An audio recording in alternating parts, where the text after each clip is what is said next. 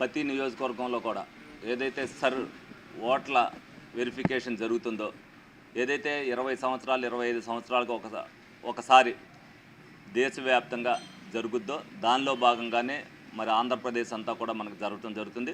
ప్రతి డివిజన్కి కూడా అంటే బిఎల్ఏ అవ్వచ్చు, బిఎల్ఏఓ అవ్వచ్చు, అందరూ కూడా వస్తున్నారు. కొంతమంది దుష్ప్రచారం చేస్తున్నారు. తెలుగుదేశం పార్టీ 40 సంవత్సరాల్లో ఏ ఒక్క ఓటు కూడా తీల, అన్ని వర్గాలని కూడా ఆకట్టుకుంది.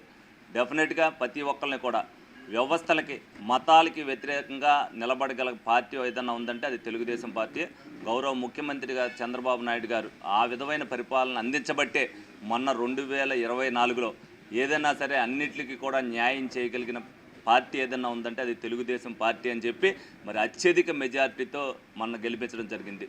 దాంట్లో ఇప్పుడు ఎవరైతే కొన్ని మతాల వారు ప్రచారం చేస్తున్నారో ఎటువంటి ఓటు కూడా ఎవరిది కూడా తొలగించడం అనేది జరగదు.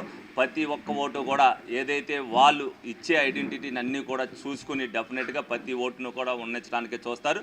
ఒకవేళ వాళ్ళకి ఏదన్నా ఇబ్బంది జరిగింది అని అనుకుంటే వాళ్ళు ఒకసారి పై లెవెల్ ఆఫీసర్ కూడా వెళ్ళమనండి. అవ్వలేదు అని అనుకుంటే ఎప్పుడైనా సరే నియోజకవర్గ ఆఫీస్కి నా దగ్గరికి నిర్భయంగా డైరెక్ట్గా రావచ్చు.